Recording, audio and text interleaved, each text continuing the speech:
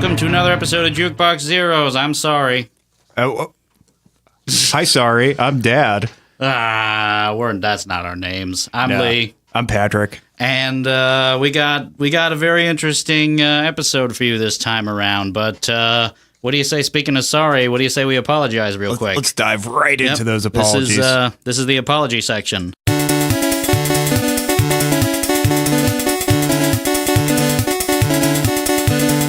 I'm sorry. So you got anything to be sorry about this month, Patrick? Sorry about this month. Well, let's see. It's June. I think it's National Pride Month. So I'm sorry for being straight. I'm just kidding. That was terrible. What do you got? Apologize for nothing.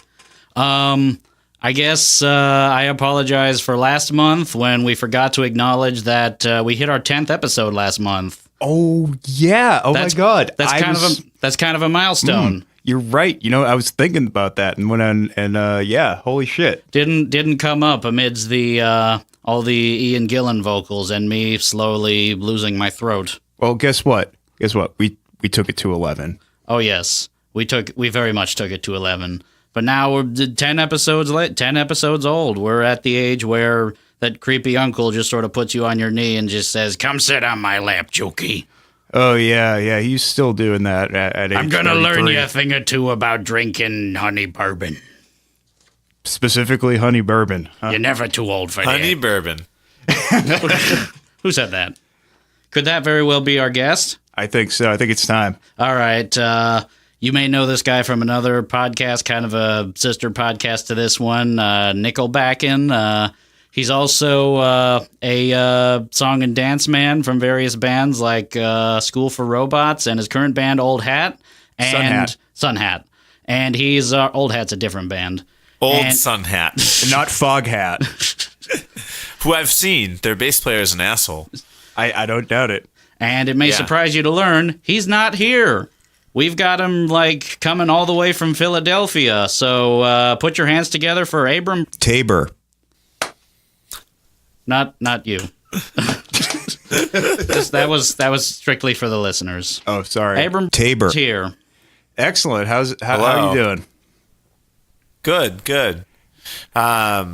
Excited to get chatting about this record with you guys. Yeah. I'm kind of man. This was. I'm sorry I only listened to it once. I'm sorry to myself. Yeah, me too. I'm ready to listen to it again. So for some albums, once is all you need.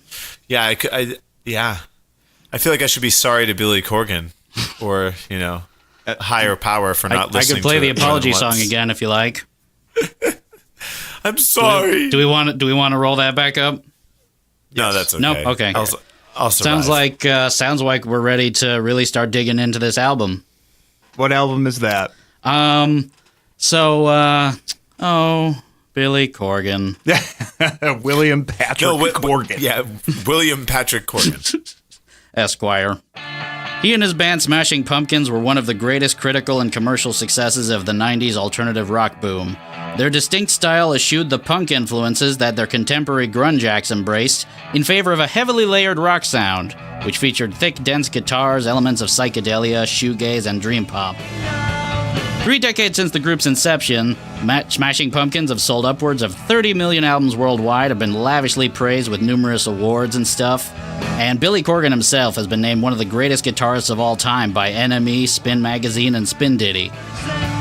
But, in addition to receiving high praise for his compositions and songs, Corgan has also maintained an occasionally toxic reputation as a control freak and being very difficult to work with. In an Associated Press article from 1993, fellow band members James Iha and Darcy Retzky have stated that Corgan played all of the instruments on their studio recordings. This, among other problems ranging from drug usage to lagging album sales, ultimately led to the Pumpkins to break up by the end of the year 2000, though Corgan would insist that it was never his idea to break the band up, frequently passing blame onto Iha and Retzky at various points, because he's classy like that.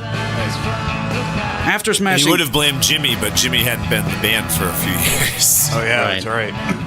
Jimmy never really talked that much. After Smashing Pumpkins' initial demise, Corgan performed solo for a brief period, gradually becoming deeply spiritual. He then recruited a lineup of various musicians from the alternative and indie scenes to form a new project. This group consisted of Billy Corgan, Matt Sweeney of Chavez, Paz Lenchanton of A Perfect Circle, David Pajo of Slint, and his own bandmate Jimmy Chamberlin from Smashing Pumpkins, under the moniker of Zwan. After performing throughout 2002, the band released their debut album, Mary Star of the Sea, in 2003, named both for the Blessed Virgin Mary of Christian and Catholic dogma, and for a Florida church Corgan regularly spent time at in between rehearsals. Mary Star of the Sea earned wide praise for Zwan from critical outlets including 4-star ratings from AllMusic, Rolling Stone, Q, and NME.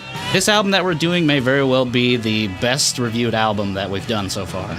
Yeah, I think even our go-to, allmusic.com, Mr. Stephen Thomas Erlewine gave it 4 out of 5 stars. Was that a Stephen Thomas Erlewine review? I think so, yeah. If Stephen Thomas Erlewine does it, you know they mean business. Oh yeah, a big STE stamp. Oh, totally. What else? The alternative press called the album a return to form for Corgan, while Entertainment Weekly named it the 6th best album of 2003. This actually seems to have done pretty well. Not hard to do for 2003. Yeah, that's kind of how I felt about this record. I was like, this album is very much of the early aughts. Yeah, this was like right in between the demise of grunge and the sort of rise of post-punk revival. What bands were the zeitgeist during that time period? The Strokes were kind of big. Yeah, was that Hives and like those sort of garage band offshoots. The White Stripes were just starting to come into their own? Oh yeah, and, like Interpol and that sort of stuff. Yeah, that's when the Elephant. Actually, there was a song on this record that made me think of Interpol. Oh yeah. So if this album did so well for itself critically, why are we bringing this up on today's episode? 2 reasons. First reason, the album may have been a hit with critics, but fans did not see things the same way. Despite a high debut on the Billboard charts, the album fell far short of typical Smashing Pumpkins sales, and while fan opinion of the tracks it's continued to be mixed to middling at best, even to this day. And 2, we got another With Sympathy on our hands. Zwan broke up just as soon as they'd begun, officially ending on September of 2003 in the middle of a tour, a mere 9 months after Mary Star of the Sea was released. Though Corgan insisted that the breakup was amicable at first, as the years went by, Corgan gradually shifted the blame for Zwan's breakup on the rest of the band, insinuating that there was rampant sex, drug usage, and difficult behavior from his bandmates. These allegations were frequently denied in interviews by Pajo, Lenchanton, and Sweeney. They're all messing with his cats too much. His cats didn't get to play on the album. Getting big old spanks. They like it. Corgan has declared that he would never work with his Zwan bandmates ever again, save for Jimmy Chamberlin, who he eventually reunited with to perform a revived version of Smashing Pumpkins. He's also insisted that he can't ever listen to Mary Star of the Sea again, because to him it sounds like thousands of lies upon lies upon lies. Maybe a little overdramatic. That's a lot of fucking lies. Yeah. Yeah. Wow. I mean, hundreds is overwhelming. That's some Catholic guilt right there. Oh, yeah. If we were a more hacky podcast, we might make a quote like, "Oh, lieception." Yeah, but we're not going to because we're better than that. Lieception. Fuck. Anyway, does that seem a little overdramatic? I think so. But we're not in his head. We weren't. We're not can in his anyone shoes. truly ever be in Billy Corgan's head? It's pretty big. But anyway, we're about to find out today. It's still light out. Yeah. Where we are. Before we dig too deep into the tracks, I'd like to throw a quick shout out to our friends Heather and Mike over at the fellow New England music podcast Make It Stop, because not too long ago they put out an episode about the worst songs put out by Prince, and the through line running through the episode is that Prince pretty much lost the plot after he got really big into Jehovah's Witness.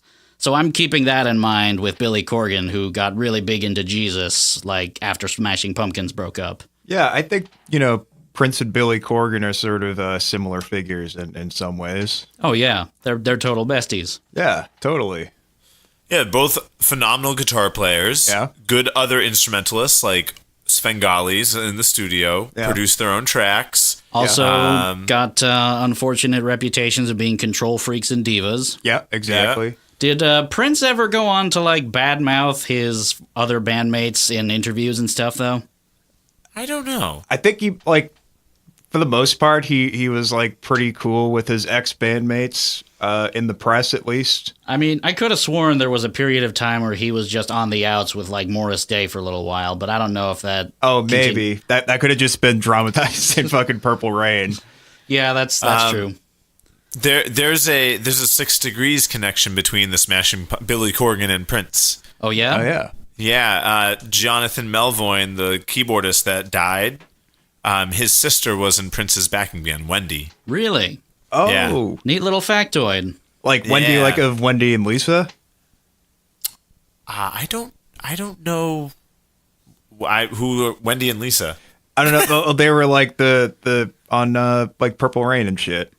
Oh, I've never seen Purple Rain, so You should. probably. I think she was on Purple Rain. Wendy Melvoin is her name. Yeah, Same I'll last have name to- as her brother. I should know that, but Yeah. I don't. Sorry. We'll probably bring that up once we do a Prince album down the line. Oh yeah, I mean, there's bound to be one Prince album that we can do. I think "Come" is that yeah? one. Yeah, that was like a contractual obligation sort of thing. I recall having pretty cringy memories of his 1999 album, Rave Unto the Joy Fantastic, as well. Oh yeah, there's some rough Rave spots in the unto 90s. the joy fantastic. That was when he still was just the artist. Yeah, The impossible typeface artist. Yeah. an asshole. The you cannot possibly enter this in Windows Unicode artist. So good luck fucking typing it. The artist formerly known as. Hope you're really good at ASCII. Yeah, wait, what is that thing that's the thing where it's like the text that makes the pictures? That's ASCII. That is ASCII. Yeah. Yeah. How's that spelled? ASCII. Oh, I'm yeah. sure it stands for something. I have no idea what though. Right. No, I know Yeah. what you're talking about now. That's some internet stuff right there. Oh yeah, totally. We're not nerds. Bleep bloop. Thank you. That was Thanks, Abe. that was very necessary. One more quick note before we start diving in. A lot of my critiques in the songs were very similar to each other, so in addition to actually talking about the songs, I'm going to pepper my dialogue with different things Corgan and their bandmates have said about working with Zwan in the aftermath, because it's every bit as crazy as, Al Jorgensen talking about With Sympathy. Now, is this real stuff that he said, or are you Oh, going yeah, to these do are- like an impersonation of Billy Oh yeah, Corgan no. for us? The actual quotes are pretty they're ridiculous. They're pretty out there. Although, really quickly, I just recently found this out since we were mentioning the With Sympathy episode. In that episode, we mentioned that Uncle Al himself was seen at an art festival wearing a shirt that indicated he would sign copies of With Sympathy for $1,000.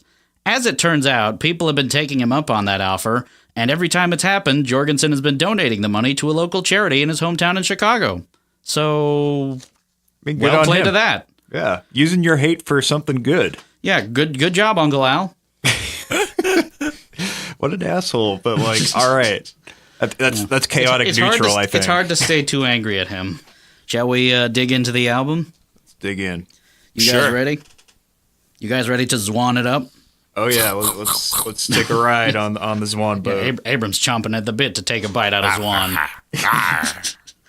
All right, let's go on to track one. This is track one on the album, titled Lyric.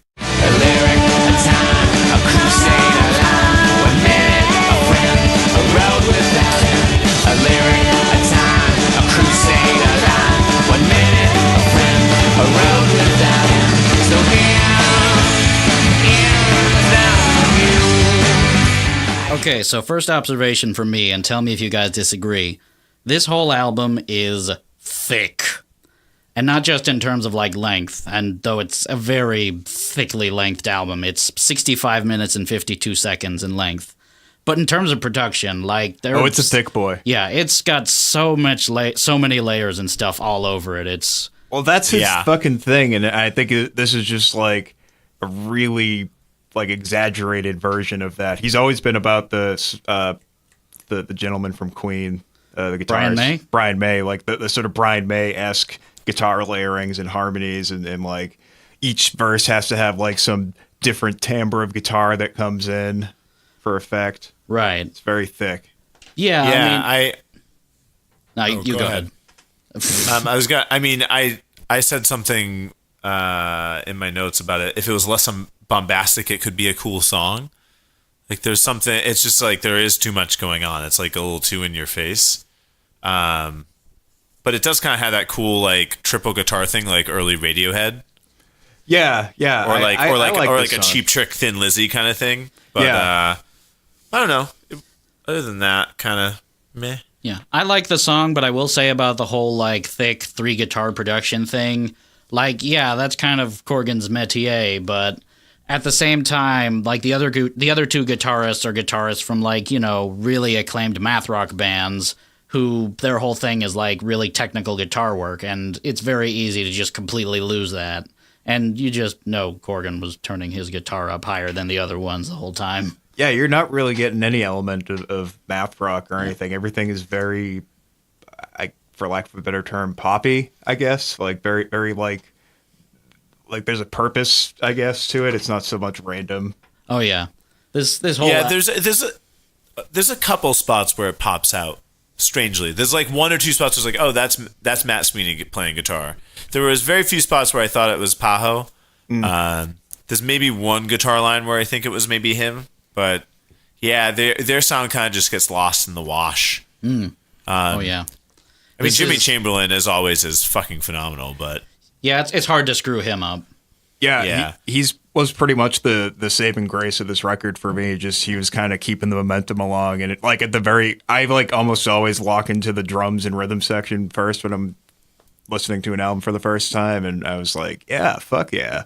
The bass is kind of an afterthought throughout the album too, but I'm kind of okay with that because like Pazlan Chanton kind of makes up for it because she does backing vocals on a lot of them, and I mean obviously she adds a lot. Yeah, it's a lot quieter than Corgan's voice, but when you can hear it, she's got like quite a good set of pipes. Yeah, she does. I like it in lyric. It's really nice. There's some nice little vocal interplay harmonies going on. Yeah, and the chorus are really nice, and it sounds very much of the time of like that time in indie pop. Yeah. You know? Was this like around the time that like that whole loudness war thing was first starting to become a thing? Because this definitely sounds like this would have been like a victim of it. It had been 3 or 4 years in. Yeah, that was a note for my like the whole album. I was like loudness war in full effect.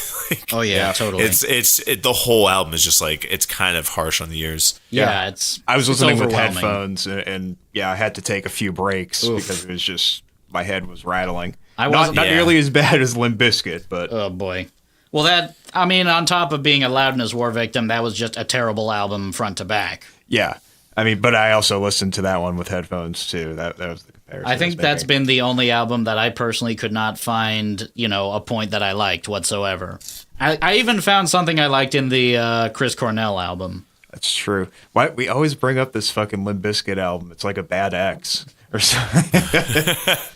It's our white whale. Yeah. Our white, shitty, broy white whale. All that said, this is a pretty good song. It's got a very catchy chorus. I'd say it's probably like one of the catchiest on the album. And it's not a bad way to start it out. The glockenspiel was a little much at the intro, but, whatever. What? Yeah, they got it over with at the beginning of the album. There was a glockenspiel? I think so. It could have been a guitar with lots of effects on it, but I'm pretty sure it was a I did glock. not notice that. I thought there was something like a keyboard happening at the beginning, like a bell-sounding keyboard. Huh. Yeah, it's also very much indie pop of that time. Yeah, that's true. I mean, chamber pop hadn't really, taken off like hugely at that point yet, but it was definitely like, Funeral by the Arcade Fire was just a year away. Right. That was just starting to take off, not cake off. Oh, the take off. Let's make that a thing, people. Hashtag now on Adult Swim. Cake off, take off. Hashtag cake off, take off. Send us your cakes. Sounds more like a Guy Fieri show. Cake off, take off. Guy Fieri and Duff Goldman present Cake Off, Take Off. I think they should just send us their cakes. 'Cause I want to eat them. Yeah. Hey, good boys. If you're listening, send us cakes. Why not? Princess cakes. I don't know, Tasty Nave cakes, Tasty cakes. tasty cakes, Tasty whatever kind of cakes. cakes. Oh yeah, Zebra It's a cakes. Philly thing. Yeah, I could murder some butterscotch crimpets right about now. Yeah, I like those little zebra cakes. They're like hectagonal. They're real sweet in the middle. It's like you're doing math. Yeah. Oh, I do love zebra. I love zebra cakes. Yeah. I can't eat them anymore. That was Damn my, it. that was my jam when I was in college because they were just so expensive and you could freeze them. Yeah, they're not vegan, I assume, right? Because of the cream. No, not even close. They make them out of zebras. Sorry. That's where Birthed by zebras. that's where they get that distinct pattern. Yeah. Yep. They, No one is alike. You all thought it was chocolate, but you were wrong. So yeah, sounds like we all like this song. Pretty good opening track and kind of a mission statement for the whole album because the whole thing is like about, Corgan declaring his faith and stuff like that, and that's gonna pop up a lot. And I think the style of the song is very indicative of like the rest of it's very indicative of what you're going to get on the rest of the album. It's definitely a little different from Smashing Pumpkins, but there's still like It's a lot sunnier. it's a lot sunnier. Exactly. Kind of Yeah. reminded me of Our Lady Peace at times. Interesting comparison. like a happier Smashing Pumpkins, I guess. Yeah, they're basically saying if you were expecting an album full of just back-to-back, I don't know, everlasting gays, you are in for a surprise. Yeah. A lot more Not like sunshine. anyone pines for that song so much. It's Yeah. also missing most of the electronic elements that were in. Yeah, Some those of the really got Smashing built Pumpkins up, were. especially on a door. Yeah, he was definitely going for more of a rock thing Oh, yeah. on this whole record. Yeah. Kind of moving away from the electronics, I guess. I think part of that might have still been like sort of backwash from Machina and Machina 2, because after Adore did so poorly, he kind of went just all in on like, okay, we're going to make a rock album. We're going to make a rock album. And then, It was like new metal. and then that did, Yeah. and then those Too didn't- rock. Gotta go back. and then those didn't work either. This Yeah. one, I mean, this record has a nice sense of psychedelia, which is kind of cool. That's what I was thinking. Kind of like the Byrds. There was some almost what's it called, Rickenbacker style guitars happening. A little bit. Yeah, nice Yeah. textures. Very sunshiny. Yeah. All right. What do Lots you of say? flanger. Oh, yeah. there's flanger to boot. Yeah. Flanger and phaser. Phase. Yep. Did you just kiss your bicep? Me? No. No, I Lee. was just kind of like stretching, and then we heard like a little kissy noise. I thought that was you kind of doing like the kind of Italian chef kind of like, "Mwah, it's a good flanger." Oh, that was just like two separate events happening at once that I created a new event in my head. Oh man, That's gonna be a new thing now. Every time I like a song, I'll kiss my butt. That's not going to be a thing. but the guest has to make the noise of the smooch. Like whoever we. Eric, this is for my amusement only. This is the listeners don't get to enjoy this. It's a good flanger. Mwah. Oh, let's move the fuck on to the next thing. This is track 2, titled "Settle Down."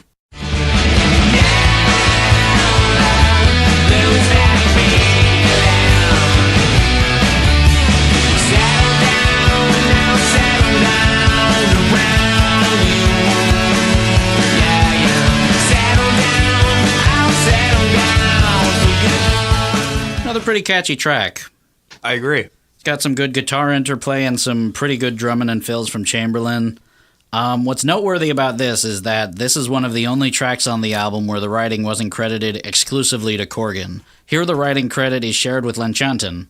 With Yep. Paz. Yep. Very Interesting. cool. Yeah, I like this song too. It's very much of the same cloth as the previous one, I would say. Yeah, I said it. I said it was Interpol-esque, and also it had that like early aughts thing going on again. For sure. Like, Yeah, it was like kind a- of proto-Interpol. Yeah, it's got those like interlocking kind of, those interlocking rhythms with the guitars and the bass and the kind of marchy drums. Yeah, like almost sort of a dance tempo. What I might Yeah. say about it is that it's a good song, but I think it may have gone on a little longer than it needed to. Yeah, how long was it? Yeah, I don't have that written down, but it was like 5 minutes something. Oh yeah, that's kind of par for Yeah. the course for a lot of Corgan songs, though. He has a tendency to just throw everything into one song. Yeah. Yeah, some of them can be a little bit long. Oh yeah, totally. I really liked when they're singing that "Never Lose That Feeling" part towards the end, where there's all that looping and backward stuff. It's very Mission of Burma, which I enjoyed. Yeah. I that like was that. pretty cool. You know, and that's like talking about the Paz's influences. You know, like she was doing a lot of vocal work, which never really happened in the Pumpkins. you know? Like I said, this was kind of a nice break from that, or it was kind of interesting to hear Corgan like not necessarily at the forefront of what's going on. Yeah, I felt often that some of these songs would have sounded better with a different singer. And I didn't really ever feel that way with the Smashing Pumpkins. It almost felt like he wrote some of these songs for other people and then just did them himself. Right. I have written as a note here that multiple times Corgan hits the high notes outside of his normal register, and it sounds off, like immensely so. Yeah, and his voice is, I think, starting to deteriorate a little bit by this album, or it's definitely doesn't have the same timbre as it once did. Right. Billy Corgan wrote for other people though, right? Didn't he like write that entire Celebrity Skin album for Courtney Love? I think so. Yeah, he's written a lot of stuff for Courtney Love. I think he's talked about writing for other people, maybe. I don't know. I felt like some of this, I was like, oh, this would work for a country artist, or like this would sound better with Britney Spears singing it, or like Jessica Simpson, who he dated, didn't he? Did What? he date her? Yeah, I think he did date Jessica Simpson for a little while. Wasn't he one of the folks? I think so. That's an odd couple. Yeah, it's not someone you expect. Nowhere near as odd it as 98 him and Tila degrees? Tequila. Oh God, that's right. Ooh, that happened? I mean, it's hard to picture Tila Tequila with anyone because she's such an anomaly, though. I think they both have the same political views, though. Oh God. Are you familiar with Tila Tequila? Oh, yes. Yeah, we don't need to bring up. I'm familiar with Corgan being total besties with Alex Jones, that's for sure. Oh man. Guy who only seems to get red. Guy who only ever seems to just get redder. Just redder and redder. That's his only contribution to society. What do you do? I get redder. I get really red in the face, not like comic stuff. Yeah, I mean, I got some of his like conspiracy theory vitality jelly that I like to rub on myself before I get into a podcast. You exchanged so much cash for gold too. I did. Yeah, this you can't see it, but this whole studio is just draped in gold. No, yeah, exactly. I gave all my cash, and now I just have gold. They just gold. Yeah, it's pretty good. Should have done Bitcoin. Yeah, should have coded it in Bitcoin. I was petting one of his cats a little earlier, but then I looked again, and it was gold. It was just gold. It was a cat, but it was gold. Yeah. Yeah. That's all I need. This is more like personal criticism for me, but I've gradually gotten sick of Corgan's voice, like even from Smashing Pumpkins over time as I've got older, because he sounds like a goblin. He sure does. He does have a There's no unique voice. nice way I can put it. He and Dave Mustaine of Megadeth sound like goblins. Could You you should imagine? be the Goblin King in the remake of Labyrinth. Billy Corgan is the Goblin King. Oh, God. All right, Dave Mustaine, Billy Corgan, and Axl Rose do like a trio, like new Axl Rose. He does the baritone.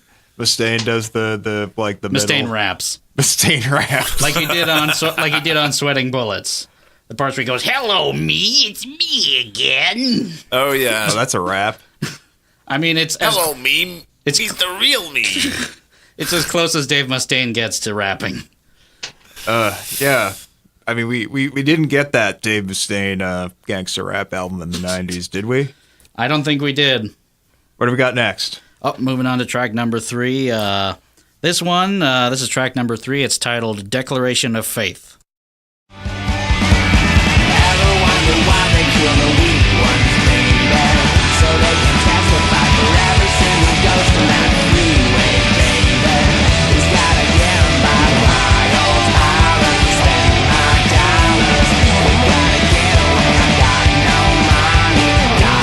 I don't think this track is bad necessarily, but like Corgan's own tendencies towards excess are really starting to drip through a lot more on this track. Yeah, my ears were getting a little exhausted by this song because it was just more of the same shit. Yeah, I took a break after listening to this one. Yeah. Yeah, if you're familiar with Machina or Machina 2, the last two albums Pumpkins released before they broke up the first time, you'd know what I mean. Because like Lyric and Settle Down, even though they both clocked in pretty... Well, Settle Down certainly... Oh, I have it written here. Settle Down is 5 minutes and 25 seconds. It's too fucking long. And yet they both somehow felt neatly compacted and organized. And this one just feels like a bunch of different ideas that Corgan just all threw together into one thing. I mean, it's still... Intro is too long. Yeah. That's for sure. It goes a little too long on just like playing on one single riff for a while. Yeah. Like they did the same thing on Settle Down, but somehow it was a little more tolerable because I guess there was just so much more conventional song crafting leading up to that. There's the strange thing about this though is the ending is nice and curt. Yeah, that's it's just true. kind of like wow, that's it. Oh yeah, and the drumming is great. Oh yeah, Jimmy all over Chamberlain this is great throughout the whole album. Yeah, My exact words were propulsive as fuck drumming, classic Jimmy C. Yeah, he wasn't like he was like pretty inspired throughout this whole thing. It didn't feel like he was phoning it. I have no criticisms for Jimmy Chamberlain through this whole album. He's doing it great. It's worth mentioning there's at least 3 other different parts in this song and so many others that I can't include in our song clips without making it way longer than we'd allow to play, but they're just, this is an important part of the song because this is part of the verse or this is the lead up to the chorus, but there's just so many parts at this point that like you just have to go and listen to the song in full yourself in order to get the full experience with it. And and I feel like it gets a lot worse as the album goes on with that. That's too bad. Yeah. All right, let's go with the other single. What? Let's go with the other single, Honestly. Oh, right. Just to close out, I'll say still not too bad a song, but the excessive production has been like kind of washing out the lyrics a bit during the chorus, and it sounds kind of muddy and incomprehensible. Not a fan. Yeah. Yeah, I didn't listen to the lyrics really at all, except for a few clunker lines that came out. Yeah, But, Corgan gets kind of fruity with his language. Yeah. Yeah, I wasn't paying much attention to what he was saying either. At a later song, he actually utters the line, "All of us are not as one, everyone's the same." Okay. I mean, it's better than Is that some life's kind a bummer when you're a Hummer. Is that some kind of Zen koan or something? Could be. Yeah, Probably it's Jesus. not on this record, he also says when freedom isn't free, which, come on. Boy. Yeah. Oh, yeah. In a post 9/11 world, no less. Yep. All right. Anyway, like you said, this next one's the big single, track number 4. This one is titled Honestly.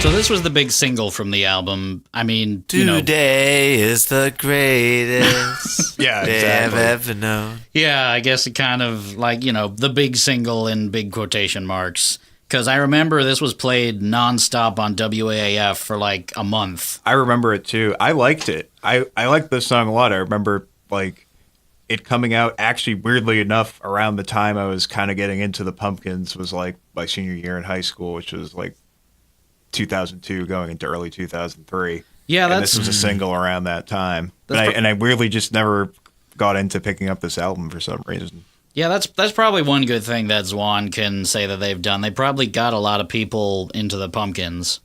Yes, by yeah, association. Indeed. Yeah, I've known some people who fucking love this album, and like it was like a younger generation of kids got into the Pumpkins that way. Yeah. Interesting. Yeah. This track is one of 2 songs from Mary Star of the Sea to have a music video, the other one being a promotional one for Lyric. And it's the only one to reach the Billboard charts, reaching number 7 on the modern rock charts. It's not a bad song. I think I might have enjoyed it a little more when I was younger, and my taste for rock music was little less discerning. But now it's decent. Yeah, I was kind of pleasantly surprised at how fondly how much I liked it compared to when I was younger. It was a pleasant surprise. And like Abe said, this does a pretty good job of aping previous Pumpkin songs as well. Such a ripoff of today. Oh yeah, for sure. There's so many, like the guitar lead behind the solo, same chord progression, like right before the guitar solo at 2:44, it sounds like the outro of today. Same exact progression, similar guitar lead. Jimmy's doing like a lot of the same fills. Yep. I feel like I got quite a bit of like Cherub Rock in there too. Yeah. Like that whole kind of Siamese Dream era Smashing Pumpkins. Absolutely. Yeah, there's definitely. a great guitar slide out of the chorus of boom, which is also very Siamese Dream. Oh, absolutely. And like Cherub Rock. Yeah. Fun fact about this song, the single version of this song features a cover of The Number of the Beast by Iron Maiden amongst its track listing, which is kind of funny considering all the Catholicism prevalent throughout. Yeah, I mean, the main hook at the beginning has him just saying, I believe, over and over again. Did you listen to it? I got to hear this. Billy Corgan singing Bruce Dickinson. The Christianity has no basis, or it doesn't work without a devil behind it. So that's very true. I guess I actually did. Yeah, you gotta have the number of the beast. Without the other. Yeah.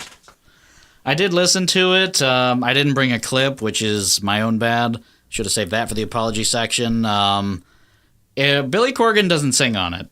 Oh, who did they get to sing? My guess would be Matt Sweeney because he's the other backup vocalist besides Poslin Chanton. But it's just funny that Pajo didn't sing at all. It's just kind of acoustic, and that's it. What? Oh, it's an acoustic version of Number of the Beast. Oh, way to bury the lead. That's fucking weird. It was already weird to begin with, and now you're telling me it's acoustic. It's acoustic and folky, and I think it was actually included on like the soundtrack for some indie film or something like that. Yeah, and it was Zwan. Yeah. Okay. Yep. That's what they did. Now, what was Matt Sweeney's pedigree again? Matt Sweeney was the guy behind the math rock group called Chavez. Right, okay. Which I think was around the same time as like Slint, except maybe they might have been a little bit like slightly less underground than Slint were. Really? Yeah, I'm not familiar with them. They were on Matador, and they toured a lot longer, played more shows than Slint did. Like, Slint didn't play very many shows, surprisingly, in their existence. Yeah, Chavez is cool. They're marketed in Boston pretty heavily. Oh, really? Yeah, that was one of their big markets. Are they from Boston or no? No, they're based in New York. But he has Boston connections. I think Matt Sweeney might be from Boston or lived there for a while. He's friends with he's like friendly with Jay Mascis and yeah, I think I've heard people drop his name a lot here in Boston. Yeah. He's like the go-to guitar guy for a lot of people. Like Rick Rubin has like utilized him a lot on a lot of recordings that he's produced. Yeah, I mean that's a fucking good place to be in the industry. Just like he has a cool show too on Vice, Guitar Moves. Oh, yeah? Is that right? Yeah, it's really funny. He meets with like famous guitar players and they show him like their signature moves. Wait, define moves. So it'd be like he does with one with Andy Clark from St. Vincent or St. Vincent basically. And she shows this trick she learned from her uncle. It's like a false harmonic. Okay. So like you end, So it's not like I throw the guitar up in the air and I catch it. No, it could be stuff like that. Like Dean Ween talks about how you should never have your guitar over your dick, how it should be below or above your dick always. Wait, like from where though? The bottom of the guitar? Like it should never be covering, so like you should always be able to see your groin area when you're playing the guitar. So the top of the guitar is like at your So you're either like Chris Novoselic playing the bass or you're like the dude from Palm, like with your guitar up in your neck. Yeah, I was just thinking of like a early 2000s nu metal bass player where it's like hanging all the way down to the ground. Yeah, it's like a pair of saggy pants, you know? Yeah, like a pair of Jinkos. I'm sure Red Hot Chili Peppers took that to heart during the 80s when they were just wearing nothing but socks. Oh yeah, there's a lot of dangling. Oh yeah, they're dangle-tastic. So I feel like enough time and happiness has passed through this album that I feel like it's time to temper lovey-dovey Billy Corgan with a little bit of cynical asshole Billy Corgan. You guys want to hear a quote? Okay. Sure. Here's a quote from an Entertainment Weekly interview back in 2005, which asked which of his two bands are more likely to get back together. His response: Pumpkins. You'll never see Zwan. I'll never go anywhere near those people. Ever. I mean, I detest them. You can put that in capital letters. Bad people. James and Darcy are good people. They might be misguided people, but they're good people. I mean, technically so far he's right. Sounds like Donald Trump. Bad people. Oh my God. That's so pretentious too. They're misguided. Yeah. It's so funny because him and Matt Sweeney were friends before Billy Corgan was famous. Right. Which, right. It's like, wow, that really sucks. That's how they hooked up with Zwan, because they were already friends from before. Yeah. And now they just can't be buddies anymore? Apparently not. Good job, Billy. Won't go anywhere near those people. He detests them. I mean, he did eventually get back together with James Iha for the tour that's happening this summer. Not so much Darcy Retzky, though. Right. Yeah, that's an unfortunate story all in of itself. So, stop me if you disagree, but I don't feel like this should have been the big single from the album. I mean, it's definitely got, like, catchiness and stuff going for it, but it's a little too meandering with all the different parts in it. I think it should have been Lyric.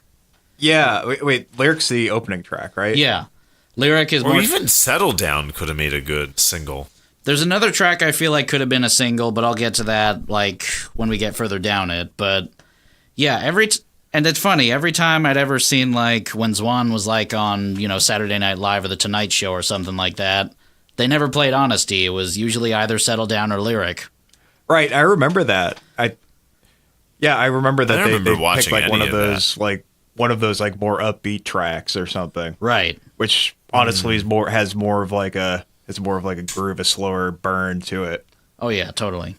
Anyway. Next song? Yeah, track number 5. This one is titled El Sol.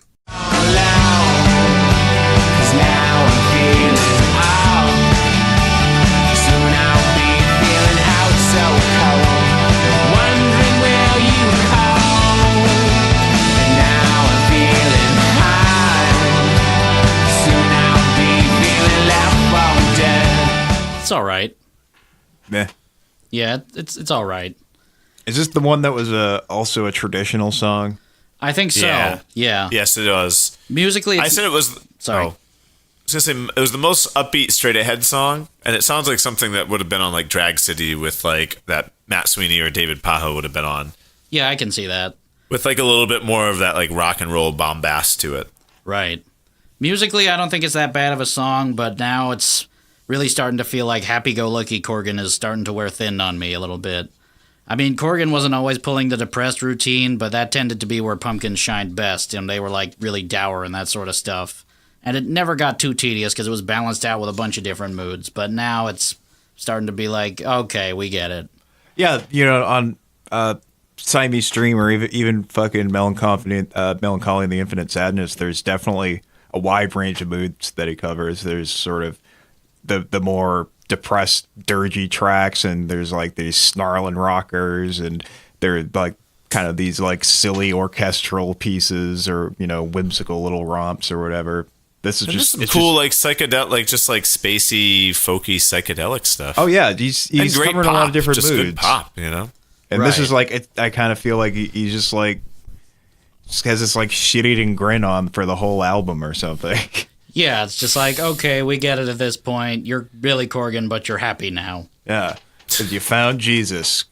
Awesome. Yep. Like you and like fucking for you. A bunch of other people. Way to go, Billy. Yeah. And like we're so many tracks in, and maybe I just haven't been paying close enough attention, but it still hasn't felt like they've really given Pajo or Sweeney like a really good chance to shine and be innovative and technical at all. Yeah. They haven't really gotten a chance to stretch their chops, or maybe they have, and it's just buried underneath Corgan production. Yeah, I'm hearing some. There was some like kind of guitar harmonic work. Was that Pajo? You think? Could have been. Could have been him or Sweeney. They both do that stuff. Right. Yeah, I always think of the beginning of Spiderland. That there's like that harmonic stuff. Yep. That could be could be him. Could be Paho-esque. Yeah. Yes. That's okay, though. They've still got plenty of time for that to potentially happen because there's still 9 more songs. Yeah, holy shit. This is, I believe your exact word was, this is a long boy. It's a long boy. Yeah, I was looking at my, phone because we had to listen to it on YouTube because... Not to dig that back up again, but it's not Limp Bizkit long boy, but this is a long boy. It is. Yeah. It's longer than it should be. Oh, yeah, totally. Terribly sequenced. And, could stand to have some songs cut. Yeah, this could have used some fat trimming. Absolutely. For sure. Maybe even could have just been an EP of, 5 or 6 songs. Maybe. Or, a couple EPs. Yeah, that could have worked. Listening to it all one called sitting. Mary, one called Star of the Sea. Sure. There we go. Genius, right? Yeah, that's some genius marketing right there. You should do PR for him. One called Mary, one's called Star, and the other called The Sea. Oh, there we go. Across 3 EPs. Yeah, so a 14 divided by 3, so there's 4 or 5 songs on each. Right. Yeah. Yep. That works. Mm-hmm. All right. Let's see if we can get further down this ridiculous rabbit hole. Way too long. Track number 6. This one's titled Of a Broken Heart. Until I die of a broken heart, a broken heart. Until I die of a broken heart, a broken heart. Until I die. It's all right. Very Fleetwood Mac-y. Yeah. Kind of sounded like, or I he mean, kind of sounds like Lindsey Buckingham sometimes. Yeah, I mean, they like Billy Corgan seems like he really likes Fleetwood Mac quite a bit. They did do that cover of right. Landslide with the Pumpkins and all that sort of stuff. Oh yeah, that completely unnecessary cover. You didn't like that cover? Yeah, not a fan. Like I feel like his voice wasn't right for it. That's fair. Mm-hmm. I said that about this song. I said with a different singer and better lyrics, this could be a great song. I really like the arrangement. It's the first acoustic guitar. It's the first tune in 6/8. Yeah. You can hear the jazz chops in that roll at the beginning that Jimmy Chamberlain does. Yeah, really nice. And the brushwork all throughout. It's kind of disarmy, but more in the vein of 33 without all the weird production. Right.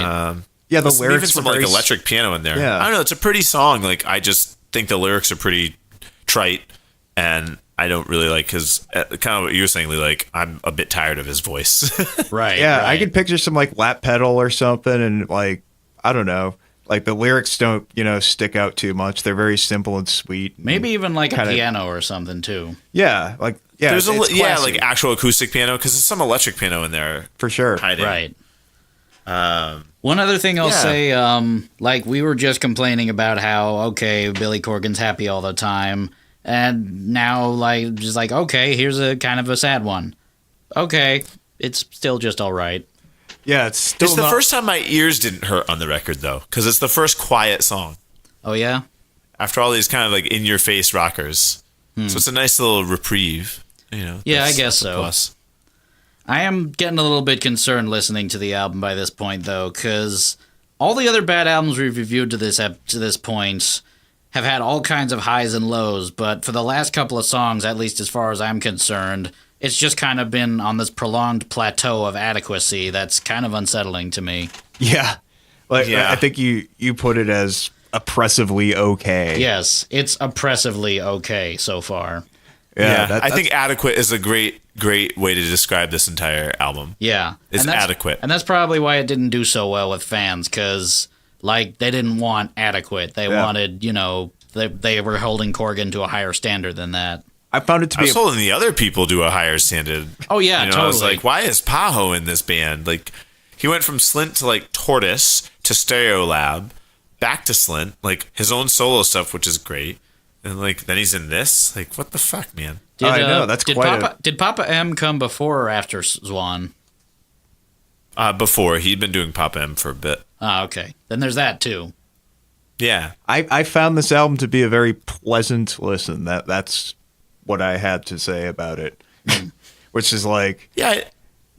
I'm like in my 30s now, so it's just like, oh, this is nice. Like I can enjoy this, but I can imagine being like a younger, more diehard Pumpkins fan and being pissed off at this fucking saccharine piece of garbage.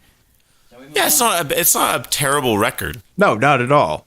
Definitely It's a lot just of not what well-written it stuff. It's just not what you would expect it to be, given the pedigree of the people in the project. Exactly. I don't know, guys. I'm starting to get a little antsy. Okay. All right. How about we move on Lancy. to track number 7? Let's do it. Okay. This one is titled "Ride a Black Swan." As the world goes round, it's got me thinking that the things I want just keep me sinking down. It's all right. Yeah, it's just another one of these songs. Like, I mean, it's a little bit more hazy. It's got kind of a Silver Sun pickup-y vibe to it, but it's all right. yeah. The guitar. Sorry. I like this one. Really? Yeah. I said it was the most. It was funny because as I was just saying, like, oh, it's just not up to the pedigree of all the members. This is the first one where I actually feel like it's the most promising in regards to all the different talents in the band. Like the intro is definitely a Matt Sweeney thing. It sounds very Chavez, like the choice of chords. There's some awesome like drumming from Jimmy Chamberlain as always, but like that belt part is really cool. It's got this almost like Sonic Youth thing going on. There's some cool bass work where she like holds a note and like holds out the root a little longer than you expect before it drops down. Yeah. That was actually pretty inventive. You know, Go ahead. yeah. And then like the C section was kind of superfluous, but whatever. At like 3 minutes and 40 seconds in. But I thought this was a highlight on the album for me. I don't know. I feel like by this point, like as I mentioned, I'm still just getting really antsy because for me, it's still just kind of an all right track. Was this another one that was an adaptation of a traditional? I think so. There were multiple Yeah. songs on here that were attributed to Corgan / traditional, and I think this might have been another one. Yeah, I believe it is. Which like I have no idea. At least El Sol kind of sounds more traditional. I have no idea what the traditional version of this would sound like. If they did if it is truly a traditional song, then they probably took so many liberties with it. Yeah, that's very probable. And the Wikipedia article doesn't really help me either. It doesn't really give any indication of what they're basing it off of. what the origin is. No, none of that's Yeah. there. Yeah, I wouldn't know. Ride the Black Swan sounds like it could be like a Celtic hymn of days old. Or like a death metal version of a T-Rex song. That too. You wanted a white song? Too bad, it's a black swan. We're not talking about swans. We're talking about Zwans. today. I apologize. That skippy guitar lead part, that's the one spot where I think it might be David Pajo. I thought so too. It's a little more It could be angular. Matt Sweeney, but it sounds, like there's another one where I'm like, this is definitely Matt Sweeney. Like the intro of the song I definitely think was him, but there's another spot where it's definitely his guitar playing. Yeah, I'm going No to have to ifs, check ands, or out more buts. Chavez. They're great. And they're super catchy at times. Like they're heavy. They kind of have a Smashing Pumpkins-y thing going on with lots of fuzz and very heavy. I like that. Yeah, I'm into catchy, for sure. But they're very angular at times. But I don't know, they're cool. I like them a lot. Yeah, sounds groovy. How do you guys feel about moving on to track number 8? Sure. So, all right, we're on to track number 8. In my notes leading up to this, I have written down, I never thought I'd be pining for a bad-sounding track. But here's track number 8, titled Heart Song. But hot songs are still on my mind.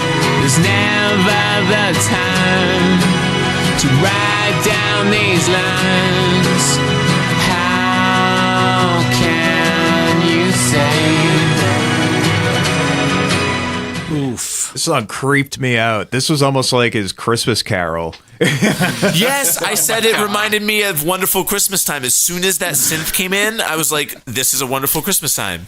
Oh my God. Well, his song, what is it? This is Christmas Time? Christmas time has come. Christmas Time has come. It's kind of That like creepy, creepy, demented British children's show theme song that's like, Christmas time has come. Even before all that crap came in, I was just like, I wrote, ugh, another Billy acoustic snarler. Oh, boy. And then I said it reminded me of A Wonderful Christmas Time. And I said I liked it a little more as the second vocal comes in. And then third verse back to not liking it. Yeah, it kind low of... point of album, question mark. I definitely think this is the low point of the record for me. Yeah, I mean... It's bad. You guys may not have... I may not have agreed with you guys about Ride a Black Swan, but at least we can all agree that this song is... This song is hot garbage. I was waiting for a stinker, and we got it. Yep. Finally, yeah, this is by far the worst. Something to elicit a reaction, and it is bad. Yeah. Like, I didn't really dig Of a Broken Heart so much, but this is like that, except they pushed it up to like 100% more.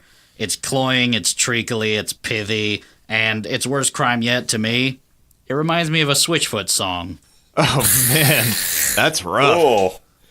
Ouch. That's rough. Yeah. I remember...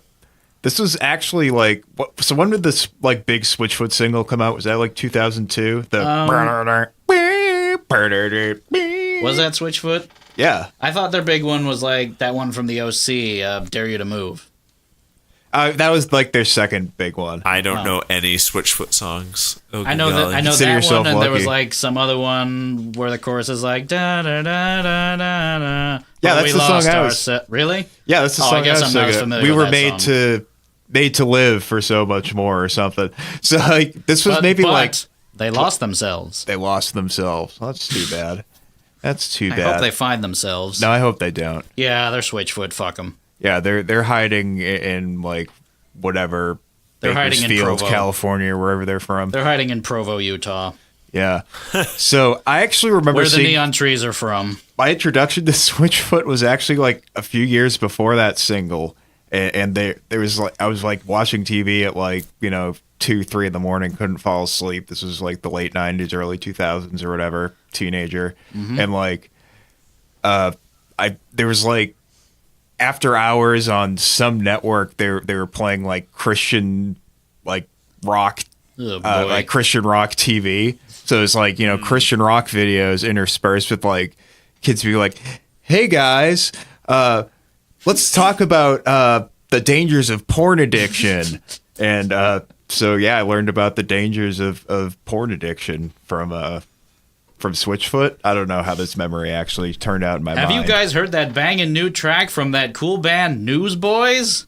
Here's the new Jars of Clay single. Oh, God. Wait, there was a Christian rock band named Newsboys? Oh yeah, they're the central focus of God's Not Dead. Yeah, they're bringing the news, the good news. The whole point of that movie is leading up to like a Newsboys concert.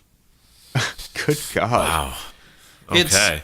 I knew about DC Talk, but that's that's the band that I was trying to think of before I settled on Newsboys. That was the band that did like Jesus Freak, right? They were like a fucking Christian rap rock band. Yeah. Oh boy. I remember I had a friend who was like, "What? They're not that bad." I was like, "You hate Christian things. You're like kind of goth." They're kind of goth. They are absolutely not. No. I said my friend was kind of goth. Okay. Yeah, no, not DC Talk. No, I'm no, still no. right. They use the Christian imagery to scare people. I don't know. That just sounds like Christianity. Yeah. Duh. Oh boy. Boy, that's a band that had a shelf life. DC Talk. A short one? I mean, yeah. Good. They're always short ones. Yeah, I mean, that was the mechanism of the joke. Next track. I feel strangely Next refreshed getting angry at a track now. Actually, before we get into the next track, come, settle down. You get him a The cookie. demons are coming. The beasts. The beasts. Before we dive first back into mediocrity, how about another interview quote? Okay. Sure, yeah, that'd be great. For a little bit of catharsis. For the most part, the different members of Zwan, besides Corgan, obviously, took the high road in talking about their time in the supergroup. The one guy who was willing to dish was Dave Pajo, who seemed to be the only member willing to express his disdain towards Corgan, like openly. Here's an interview with the AV Club, basically touching on his time with the band and his thoughts on Corgan. That's one of the reasons I initially liked the guy. He was so arrogant it cracked me up. He would constantly bring up the fact that he sold 25 million records, or that his hit song was played at the Super Bowl or something, and it made me laugh. You know that character Alan Partridge, the one Steve Coogan played? Billy reminds me of Alan Partridge if he made a hit record, but after a while the joke wears off. Wow, that's totally 100% believable. Woo! Yeah, Pajo's getting sassy. Yeah. Yeah. Damn, the claws. Was that before or after he tried to kill himself? Who did? Who tried to kill themselves? Pajo. Oh, I didn't know that. Yeah, I'm not sure. I think this interview was from it was a pretty recent interview. I want to not super recent, but like 2010s ish. I think that would have been. That would be before. After? Or before. I think it was before. I think he tried in like 2014 or 2015. Oh, was that recently? Wow. Yeah, oh, wow. I think so. Damn. Because he posted on his blog. I mean, it was definitely in like Web 2.0 time. Oh, wow. Didn't know that. Yeah. Track 9. Dark.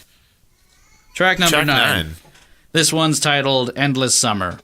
Never knew life just shining and bright was to spend the stones and the clouds inside of an endless summer.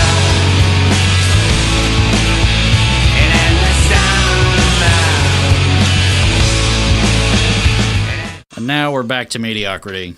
Yeah. It's all right again. Yeah. It's The intro is super Matt Sweeney though. That guitar line, totally him. Okay. It's almost like right out of a Chavez song. Yeah, I was like, oh, you could plug that into a Chavez song and that would fit perfectly well. That's kind of unfortunate if you think about it. All these bright spots are popping up that I clearly missed. And then they're just being attached to like the most boring, generic, okay rock songs like you'll hear. Well, the thing is, like the intro doesn't even really do anything for the rest of the song. It's just kind of like a one-off guitar intro. Also, if you're not like terribly familiar with what Matt Sweeney and Dave Pajo does, like all you're really listening for is Billy Corgan, and what you're getting is fucking C+ at best Billy Corgan riffs. Yeah, that's a good way. That's a good way of putting it. It's very much a C+ album. Well, he's just. I mean, he's not 100% into it. He's like at 65. Yeah, this one sounds to me like a carbon copy of Honestly. Yeah, for sure. Right on down to the cherub rock raking, aping noise-heavy guitar solo. This was like one of two tempos that were featured on this album. There was like it was like 130 or 90. Yeah, I did like the bass playing in this song. I did think that was really good. Yeah. It's very melodic. There's a lot of times where she doesn't land on the root, which is kind of cool.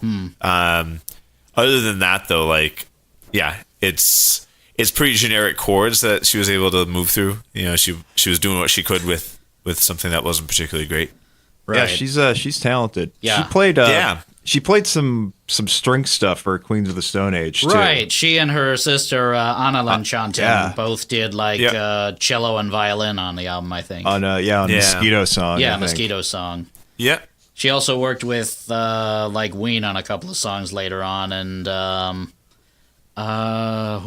she definitely did like a bunch of other like really big-ish albums like further down the line. Yeah. Like I don't know if she's in a band anymore or if she's just doing session stuff at this point. Yeah, I had a bit of a crush on her back in the day. Is that a fact? Yeah, I mean that's all we have to say. Who the fuck cares what 17-year-old Pat thinks? All right, I asked and answered. There you go. All right. It does do some kind of nice stuff with build-ups, but on the whole, it's really not that much different from a lot of preceding tracks. Yeah, no. I would have to agree. Even just listening back now, I couldn't tell you what happened on the rest of that song. And I couldn't hum you anything from this record. And I'm saying this through gritted teeth. It's all right. Yeah, not the worst. Track number 10. This one is called Baby Let's Rock. Wait, you gotta say it like... What? I was gonna say, you gotta say it like the title. Baby Let's Rock! Like rock. Okay, I'll say it like Corgan. This one's titled Baby Let's Rock! Baby,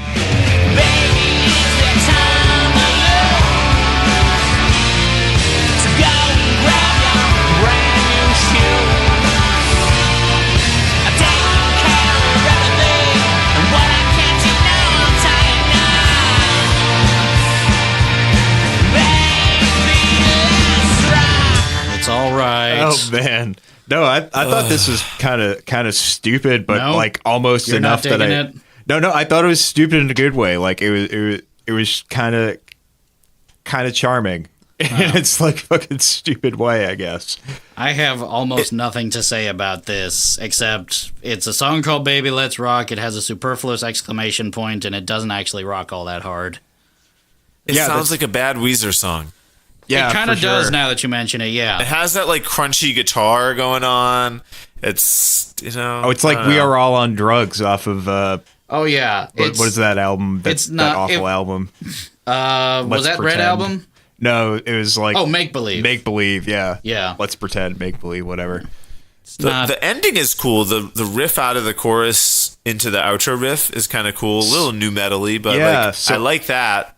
But it was like kind of seemed tacked on at the end. So I was listening with headphones, and actually, I fucking loved the guitar tones on this song. I think that kind of made the track for me. The like the big house guitars kind of coming at one point, and they have like a really nice sort of room reverb on it that just like really like they just kind of like really swallow you up, and they I think they bring in the riff at one point at the end, and it like really cuts through nice.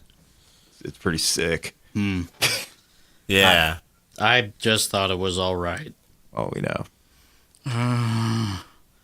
It's like my insides are Yeah. falling apart.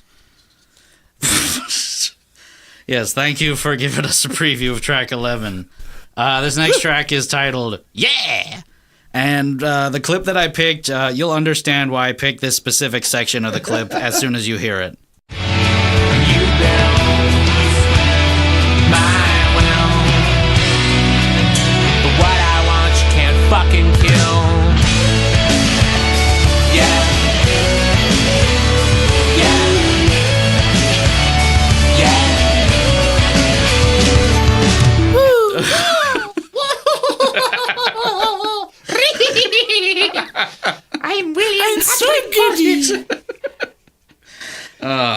That is one of my all-time favorite things in like alt and indie music. That whole casual swearing to sound tough kind of thing. Oh yeah, You hear it on Little Lion Man by Mumford & Sons pretty prevalently too. You guys know why I picked that clip. For the what I want you can't fucking kill. Oh Yeah, it's like purposely pointed out from the rest of the lines. It is It's like the first time I swore at my mom when I was like 13. You fuck. Slam the door. Shit. I put that he wrote it for a different pop star, like Britney, Miley Cyrus, Jessica Simpson. Like, You think so? I don't know. And the Yes, guitar lead has this yeah. like kind of Cars sound. It's like super pop. It's so pop. Yeah, it's probably one of It's the more so just, like- straightforward songs on the album. Yeah. Yeah, I it's hated like- the Yaz. Yeah. They really Yeah, freaked they're me out. terrible. But that's what I mean. It's like it just seems like lowest common denominator pop. Like he wrote it for someone else. Did Like he write picture for like Liz, some other. I was gonna say, did he write for Liz Phair too? I think so. Am I making that up? I mean, they're both from Chicago. Interesting. Yeah, I didn't that know could have that. been possible. And actually, I was thinking this could have been a song. Yeah, that's entirely possible. The one good thing that I can say about this song is it's a bit quieter and less thick than some of the other songs on here. Like you can actually make out the lyrics, and this is the one with that line that made me cringe so much. Everyone is not as one, everyone's the same. Everyone's not a Zwan. Every Zwan's the same. Everyone is not a Swan except for us. Yeah. No, but there were two Zwans, right? Wasn't there the Jolly Zwan? Yes, and the that True was Poets how Zwan? they billed themselves when they did like their acoustic stuff, including the Yeah, this Iron album Maiden was cover. this was the True Poets. This album. the true poets of Jolly Zwan. What? Jolly Zwan. Jolly spelled D-G-A-L-I, not jolly like Santa Claus. Or the Green That's it. Giant. I thought that's what this. Everyone is not as one. Everyone's the same. Have you been a good boy, Jimmy Chamberlain? No, you haven't. I detest you. Have you been eating your peas? No, you haven't. You haven't pooped in a month because you do too many drugs. All right. I'm just muling them from South America tour. He's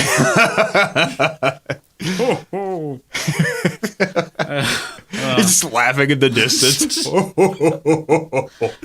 Do you have any more quotes, Lee? I'm going to go buy a wrestling company now. What were you saying, Abe? Do you have any more interview quotes? As a matter of fact, I do. I was going to save this for the next track, but you want me to just save jump- it for the... No, save it for the next track. Yeah, let's move on. Yeah, before we hop into more of Santa Corgan. Yeah. Track number 12. This one is called Desire. 12. This is where most albums end.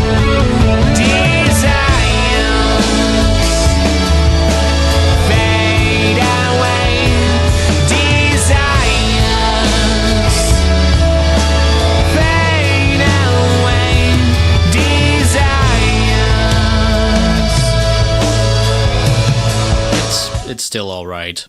Yeah, so I called this one the Miracle Whip to Siamese Dreams mayonnaise. Interesting. Yeah, Abe liked that one. Interesting That's good. comparison. That's really good. That's great. It kind of reminded me, like, it's a kind of a much more soaring song. I mean, I still think it's just all right, but it's a little bit more engaging to me than a lot of the other songs. It reminds me in many ways of, like, really late stage U2, like something off of All That You Can't Leave Behind. Like, do you guys know the song Kite? No, I'm not familiar with that record. I don't think it was a single, but it got really popular in U2's repertoire. Like, that's a song off of All You Can't Leave Behind, and it totally, like, reminds me of this to, like, a ridiculous amount. Yeah, I was only ever big into the early stuff. I didn't really dig into much past Joshua Tree. Yeah, U2's gotten some shitting on recently, but some of their newer stuff isn't that bad.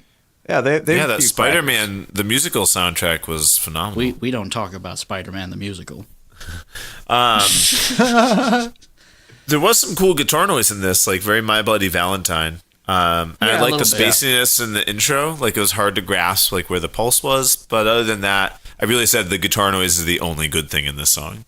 I would have the to tones, but everything else I was just kind of like, meh. Yeah, well, that just kind of made it all the more like they were trying to emulate mayonnaise to me. Like they were trying to capture that aesthetic, but yeah, that's why I laughed so much because I hadn't really thought about that until you said it. And I was like, that's exactly that. I know you mean the aesthetic. song Mayonnaise, but I have to keep reminding myself they're not trying to emulate a jar of mayonnaise. is mayonnaise an instrument? I don't know. No, Maybe some of Patrick. them were high enough at some point. They're like, ooh. Oh, no, it's not. Santa Corgan, get out of here. You'll miss me. Anyway. He should be a mall Santa. He's got enormous hands. Have you ever seen Billy Corgan in an interview? I have not seen Billy Corgan's He's very enormous tall, hands. too. He is. He's a tall boy and his hands are enormous. Like I wonder if that like helps give him his abilities. Like he just has these like pot roast hands. Hot roast hands. Yeah, it looks like the old butchers I used to work with that were like, been doing it for 30 plus years. Oh boy. I hope my son grows up to have pot roast hands Shake hands with meat. and alopecia. Oh, goodness. Isn't that a Primus song? Shake hands with beef. It is, yeah. Yes, it is. I like Shake that. hands with beef. Bam, bam, ba-da-ba-da-bam. Been a long time since I fucked with Primus. Yeah. Seems like we don't have a whole lot to say about this song, so who wants to hear another quote? Sure. I know Abe does. This one is from a Rolling Stone interview back in 2011. Corgan's talking about the second time he fired longtime Zwan and Pumpkins drummer Jimmy Chamberlain, because he got fired after Smashing Pumpkins got back together, if you'll recall. Yeah, that young kid drummer for a while. Oh, Right. that's right. Yeah, the one who's like younger than Siamese Dream. Which I just thought was funny. There was a period of time where Pumpkins were active and no one from the original group except Corgan was in it. Yeah. Yeah, that's Anyway. like the Oceania period. Anyway, here's the quote, and it's kind of skin-crawling. Jimmy is a destructive human being, and people who are destructive break things. I don't see me reaching the highest levels of my creativity if I'm unhealthy and I have unhealthy people around me. Douche. Yeah, Cool, that's man. pretty bad. Oh, on top of that, here's Chamberlain's response. In the middle of the last tour, Billy said it was the agent's fault, then it was the band's fault, and then it was the fans' fault. Yes, in the past I was a destructive human being, and I was a complete drug addict and a complete loose cannon, but I've taken responsibility for my life. And this is from when he was fired, like, more recently? Yeah, like, I mean, obviously he's back in Smashing Pumpkins for, you know, the big nostalgia tour that's going to be happening this summer, but prior to that, like, first he was fired for Adore, then he got back, then Pumpkins broke up, then he came back for Zeitgeist when they all got back together. Yep. And then he was fired from that as well, from that lineup as well. That's right. That's right. Yep.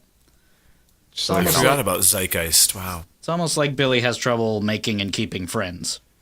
yeah, Maybe a they've little just bit. been like they've been putting out like albums here and there. Like I feel like every year since Zeitgeist.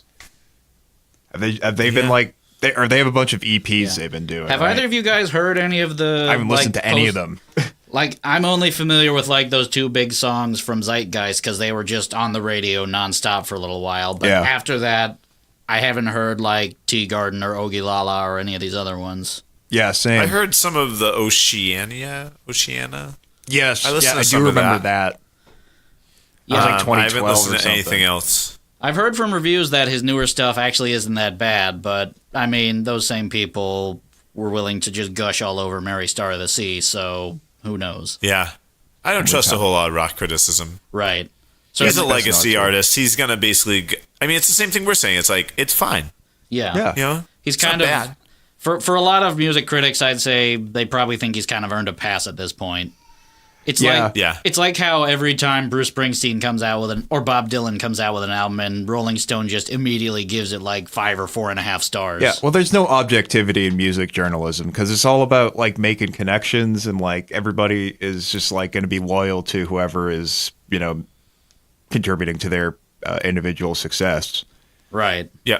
And it's Rolling Stone, which is like, you know, even though they review some newer music, it's definitely just like a magazine for boomers. Absolutely, yeah. It's all about like capturing that one fucking period in pop culture. Hey, editor-in-chief at Rolling Stone, we've got this new Bruce Springsteen album. Maybe we can give it to like one of these younger, fresh-faced writers to get a new opinion on it. Nope, give it to David Frick again. Yeah. Jesus Christ. Oh, boy. All right, looks like we're finally approaching the home stretch, but this next one is... This album's a long boy. This next song is a long boy. I mean, technically it's 2 songs, but I'll play the clips back to back. This one is titled Jesus I / Mary Star of the Sea. Here's Jesus I.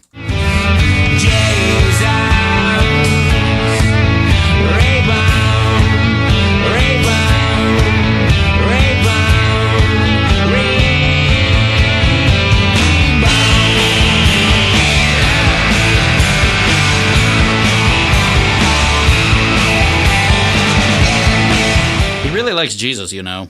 He does, yeah. And here's the second track of track 2 of 2 of this little epic, Mary Part Star E. Mary Star of the Sea.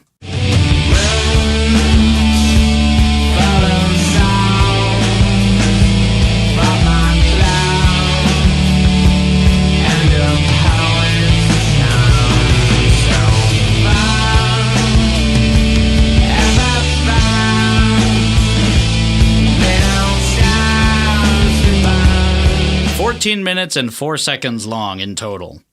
Yeah, and it pretty much just does that, right? Yeah, I mean, usually if something's that long, it's got to be like a really proggy kind of epic kind of song, but it's definitely one of those songs that just kind of, here's a riff, let's repeat it over and over and just Yeah, I was play with disappointed noise. at how like not proggy this 14-minute song was. It was just like kind of very superfluous.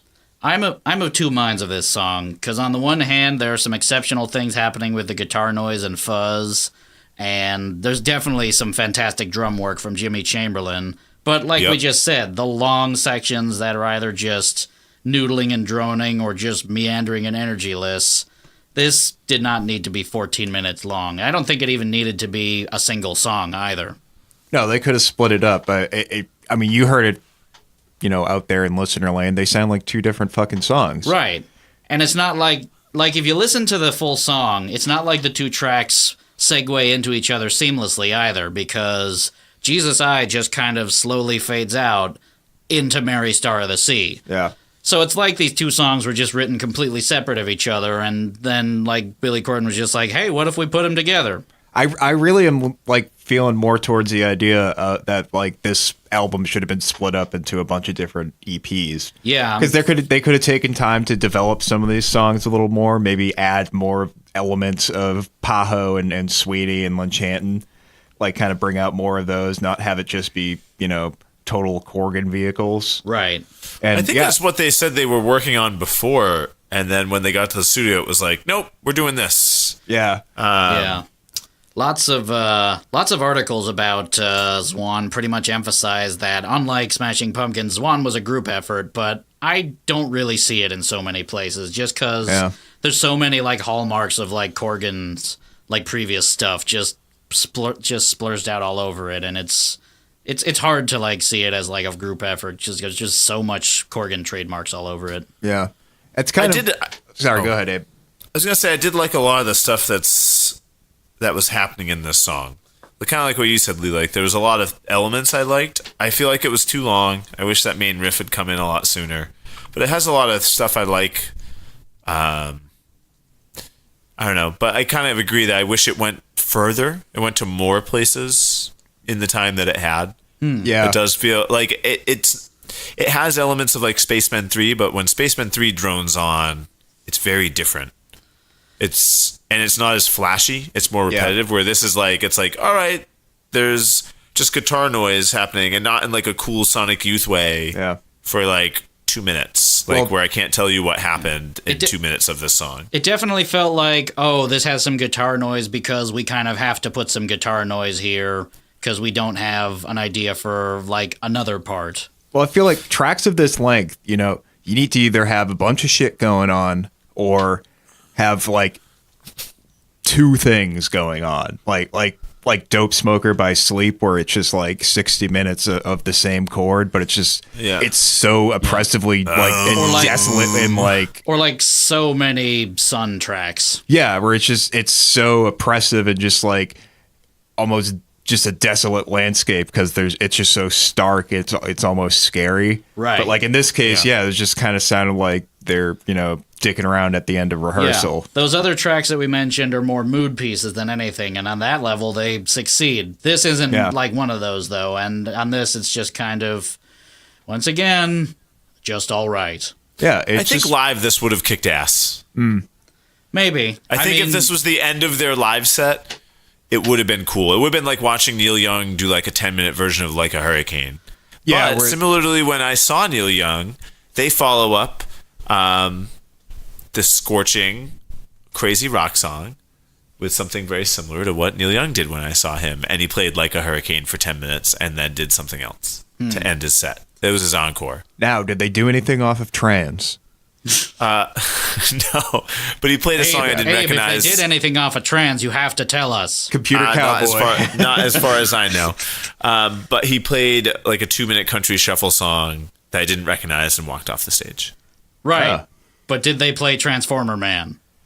No, that was Like an Inca. Closed with a 10-minute version of Like an Inca.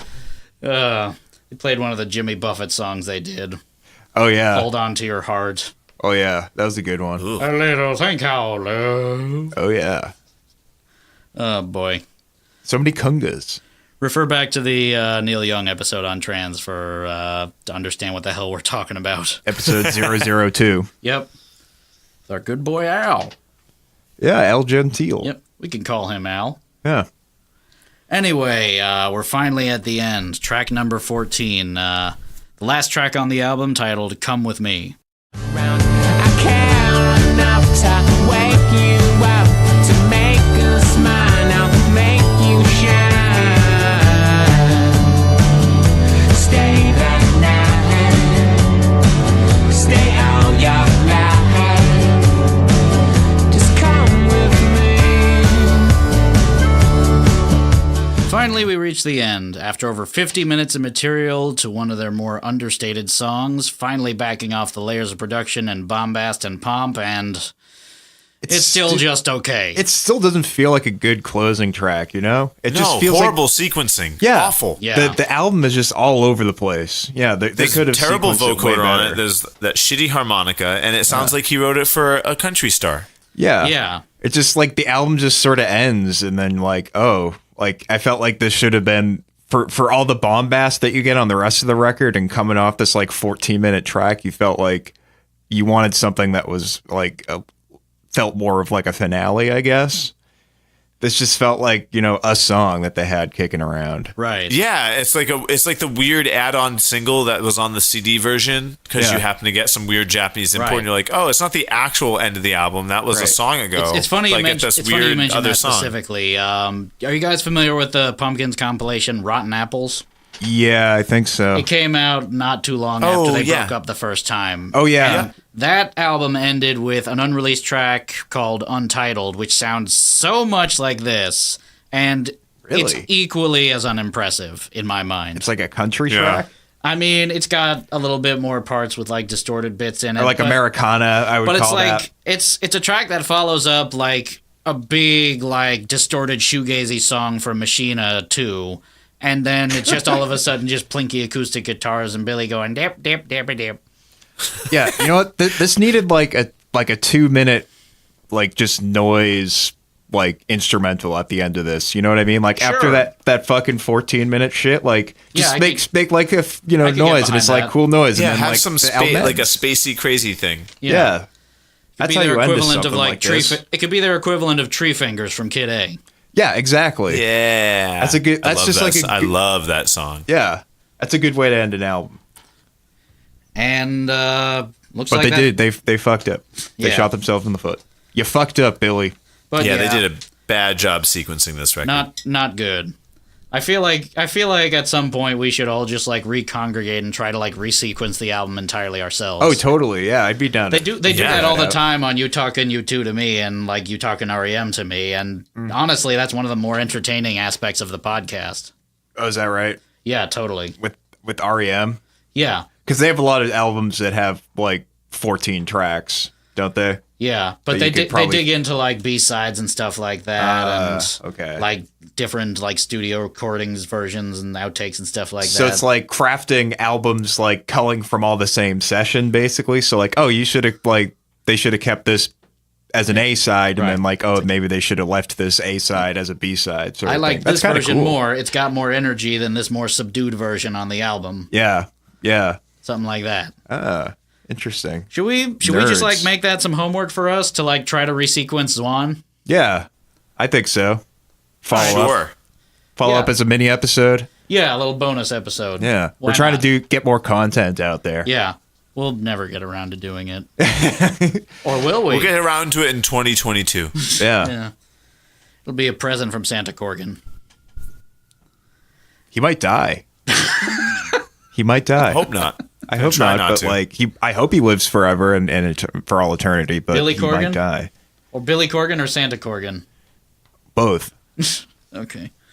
Nah, Santa Corgan can live. Yes. Billy Corgan can Santa Corgan is eternal. shrug off. Santa Corgan cares not for the bounds of our mortal coil. No, he's got other fish to fry. Yeah. Santa Corgan is an idea, and got- ideas can't be killed. He's got too many people to detest. So I guess like this is going to be a really bad joke, but like Santa Corgan is almost like, I guess, Jack Skellington, and that it's like a combination of Halloween and Christmas because he's of the Smashing Pumpkins, which they do pumpkins on Halloween. Oh, wow. So it's a pretty bad joke. That wasn't even delivered in the form of a joke. It wasn't. Hey, here's this Lee's fact. really upset. Giving him the most icy stare I can. So that was the last track on the album, but it's not the last quote. One more? Yeah, one more. One more. one I more hope this is the one I One think more it quote is. to seal the God-loving, Jesus-loving deal. This one was from Corgan's own live journal back in 2004 when Zwan... Live journal. Yep. Yes, I think this is the one I think it It's is. still yes. up, too. Holy shit. This is I from- deleted mine. This is from when Zwan's breakup was still on people's minds, and Corgan had a few words about working with Sweeney, Pajo, and Lynn Shanton, who up to this point had just kind of been of a mind of, it didn't work out and that's too bad. But here's what Corgan had to say. I am not afraid of dirty, filthy people who have no self-respect or class. Never have I met such creatures who feel so entitled to all yet contribute so little, not only to my life, but to the culture and the world in general. The world is on the brink of mass terror and wars, and their main concern is whether or not their indie friends still like them. Dude has zero chill, like, for these guys. It's terrible. Like, he's so fucking cantankerous. Yeah. Like, just chill Yeah. out. That's not the quote I was expecting, but I did. Do you have that quote? It's something where he tells a story about how someone went in his day bag and took his BlackBerry and sent a message to a woman that he was dating. Oh, I think I know that quote. I don't remember what exactly he said, but he was just like rambling about like too many people were having sex in public and ordering lobster. Yeah, and then he talks about how like someone went in his bag and like took his shit and was like sending people messages from his BlackBerry. Oh boy. So there was like interband dating happening. Supposedly, allegedly. Supposedly, If Paho Corgan fucked the producer's girlfriend. If Corgan is to be believed. Yeah. Oh, like it extended to like people like involved with the project in general, whether like as an engineer or Right. something. Supposedly. Allegedly. These are all Corgan's words, Yeah. of course. Well, meanwhile, everyone else has just been kind of like, no, that didn't happen at all. Dude. Yeah, he loves drama. Ever since like Kurt Cobain stole Courtney Love from him, you know. Oh right, yeah, that happened. There's some boy. old school rock. I don't know. I just thought about that. Whereas like there was all this drama around the Beatles and the things they did, and it's just like that was the same thing with Billy Corgan. Well, and he just like thrives on it. He loves it. Yeah, one thing I remember from like back when their touring keyboardist died of a heroin overdose. That was in like '96 or something. Yeah. And they like he fired Jimmy Chamberlain right afterwards. Oh, boy. But it was like, I mean, and it was because, you know, obviously it was because he was assumed that like he gave the keyboardist like the lethal dose or something like that. But it was like very dramatic. I remember like it being very like dramatic and like in the press when like it didn't necessarily need to be. Like we're about the music, not about the drugs. And then he got replaced with a drum machine, which didn't quite work out. Not quite, but a lot of people do like Adore. And Kenny Aronoff. Don't forget Kenny Aronoff. Oh, right. My apologies to Kenny Aronoff. Come on the podcast to accept our apology, Kenny. What did he do again? I don't know. Okay. Kenny Aronoff, what did he do? He was John Cougar Mellencamp's drummer for a long time. Oh, we definitely need to have him on the podcast. Oh, yeah. now. He's a big session guy. Big session guy. Oh, yeah. He's got some stories. I love those session guys. We should have him on the podcast specifically to review a John Cougar Mellencamp album and just He's act from like, Massachusetts, I think. and just too. act like local boy. like he would have no idea what it's about. Just like, so this album was from John Cougar Mellencamp from this year, and I worked on it. Anyway, this album came out and like I worked on it. The drumming is shit on this record, you know? Yeah, who It's really did that? bad. Oh my god. So off tempo. Let's get to our final thoughts. Yeah. First off, do you guys think that this is a worst of all time album? Patrick, do you want to start? No, absolutely not. I liked it. I thought it was a pleasant listen. I think I've known other people who really enjoy this album, and I think it has the potential of being like a quote unquote cult classic at some point. I could see it becoming something that would sort of draw people into. It's like an ancillary project that will kind of like introduce people to Smashing Pumpkins down the line, like younger generations. I think it'll serve a purpose, you know, as that, I guess, you know, as sort of, you know, overblown and like over long as it is. Like, I think it has that potential. All right. Of being Abe, important, yeah. Abe, do you consider it a worst album of all time? No, I do not. No. It's passable. You know, it's adequate, like you said. I agree that, like, I think some of the poppier songs might actually be the ones that outlive the kind of more in-your-face rock songs, only because they present an interesting point in Billy Corgan's career and songwriting style. As far as what the other people contributed to it, no. I think you could just forget that any of those other people were involved. Yeah. Except maybe Jimmy Chamberlain, just because like his drumming is so on point. Yeah. Yeah, it's on point, and it's just like it's him. You know, Yeah, like it's he's so doing his distinctive. thing on the record, which he's very good at. Oh, yeah, totally. Am I going to listen to it for like, you know, greatest Jimmy licks? No. There's many other albums and songs and drum parts that I prefer of his. The 90s were great for having these like very distinctive rock drummers. Like, Oh, yeah. everybody wasn't doing, you know, necessarily falling into the same style. There was, you know, you had Right. your you know, Your Dave Grohl. your Dave Grohls, your Matt Camerons, Yep. your Sean Kinney of Alice in Chains. Like, they all have like very distinctive styles. Right. Yeah, your Dan right. Peters from Mudhoney. Yeah, definitely. Dale Crover. Yeah. Yeah. The Melvins, right? Yeah. Yeah. Yeah. I personally do not consider this a worst of all time album as well, but it's an album that made me really, really angry all the same. I can I mean, tell you were just you guys found all Urgh. these really nice bits to talk about, but it all just completely passed me by because I just kept hearing okay track after okay track after okay track. And I know that this is a competently made album, everyone is perfectly fine, but that all adds up to just so much, you know, mediocrity and mundaneness that I really couldn't like it made me angry because there was so little I could find to talk about it. Yeah. It's kind of like Fleetwood Mac's Rumors, where like the story surrounding the album is like more interesting than the music. Yeah. Well, I mean, I love that album. I do find it. But to it's be weird interesting. because But- there was so much to talk about with Sympathy, and yet I found a lot more to talk about with that than this. Oh yeah, I mean, but there was some like really bad choices happening Yeah. on that album. Yeah, What He Say is particularly awful. Yeah. Oh. Yeah. After this album, after they broke up, after Zwan broke up, Billy Corgan would eventually release a solo album, which did not do well in the slightest. He took kind of a industrial electronic shoegaze kind of direction. Yeah. And this might be kind of a hot take, but I genuinely like that album. Yeah. I've heard that it's really good. Christopher Brown is a huge fan of that album. Right, Too. right. Yeah, I've never listened to it, but I do know that Chris is a fan. I Yeah, mean, he's been trying to get me to listen to it. there's some bits where it kind of drags a little bit, but on the whole, it's a little bit more engaging than Zwan. Oh, is that clearly right? For me, at least. Yeah. Then Smashing Pumpkins got back together kind of in 2007 to release Zeitgeist, and that kind of received mixed reviews critically, divided their fan base, and is considered one of their weakest post-breakup releases. Cool. Yeah. Okay. There we go. What would you say is your least favorite track on the album? Pat, what was yours? Oh, it was a toss up in my head. I'm gonna go with because it creeped me out. It's just creepy. I don't know. I didn't like the little yes. Abe, what was your least favorite? Heart Song. Yeah, that was the other one I was gonna pick. Yeah. Yeah would be a Yeah. close second for me. My least favorite is Heart Song as well. Yeah.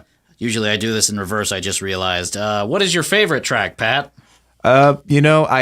It's tough to pick because so many of the songs were just like of the same cloth. I'm gonna go with Honestly because it just was kind of like I imagine I probably would have really liked this record when it came out. Like I kind of wish that I got into it when it came out because I probably would have, would have been young enough to and stupid enough to enjoy it more. But I feel like like listening to this song, I had that like little tinge of nostalgia from like not hearing a song in 15 years. I was kind of like, oh yeah, this is kind of like a, it's pretty boilerplate, pretty basic, but it's also like very cute and genuine Billy Corgan composition. And yeah, it's just I don't know. I would disagree. I thought it was a very good single. I thought it was like good at representing what I think the album was trying to project. What was your favorite track, Abe? I have to go with Jesus I, Mary, Star of the Sea. Really? Yeah.